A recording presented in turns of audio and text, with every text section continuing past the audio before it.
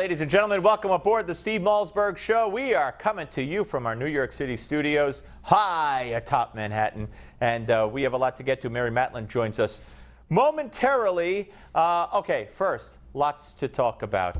Yesterday, revelations, questions, pictures from Sunday when Hillary Clinton felt ill, and as she was heading to the car, waiting for the car. Let's put this picture up. This woman, who is this woman? Some are saying she could be a doctor, Hillary's doctor, or a doctor with Hillary, travels around with her. Now let's look at this picture. This, if you look closely, hope you could see it, is Hillary has her hand around this woman's finger, apparently squeezing it. That is part of a neurological test. I've had a neurological exam in my lifetime. That's one of the tests. They want you to squeeze the finger, squeeze your finger, just to make sure you have strength in both hands, you know, which relates to the head and the brain. So she feels faint, she feels sick. If it's pneumonia, if it's dehydration, you're not going to conduct a quick neurological exam on the person if you know what it is, okay? Anyway, so that's just one interesting tidbit there. And then remember, Hillary told Anderson Cooper last night on the phone, that the second she got in the car and felt the air conditioning and had a drink of water, she was better. If you have clinical, medically diagnosed dehydration causing you to pass out, you need intravenous electrolytes, fluid, sodium chloride, I think is the proper term also. You need a drip. You don't take a drink of water if you're clinically dehydrated and say, oh, that's better. You know, like Popeye the Sailor Man with the spinach. All of a sudden the muscles pop out. Doesn't work that way, which is why I don't believe Hillary was dehydrated. Not for 1 minute, not for 1 second. I don't even know if she has pneumonia. Where was the x-ray taken? That's how you diagnose pneumonia. What hospital? When?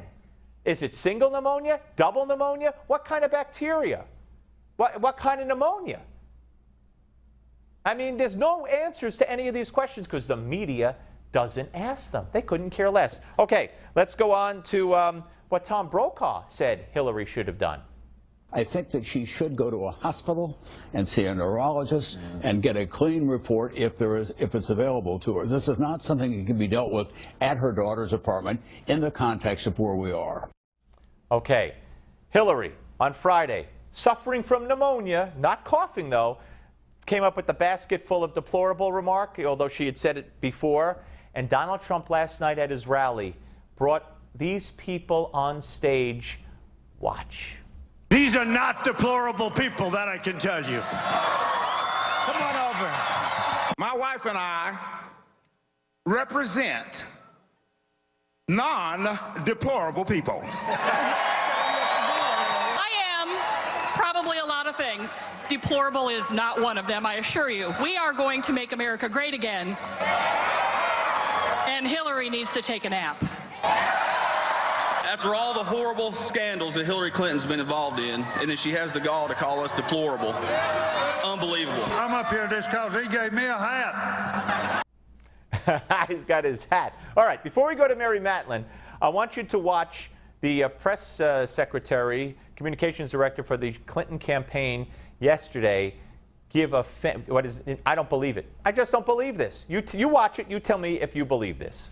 And she ended up going to her daughter Chelsea's apartment, which was pretty close by in Manhattan.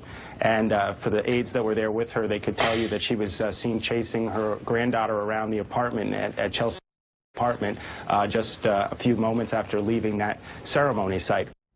Yeah, she was chasing the kids around the apartment. All she needed was a glass of water for someone who was medically dehydrated. That's all she needed, a little glass of water, and she's running around.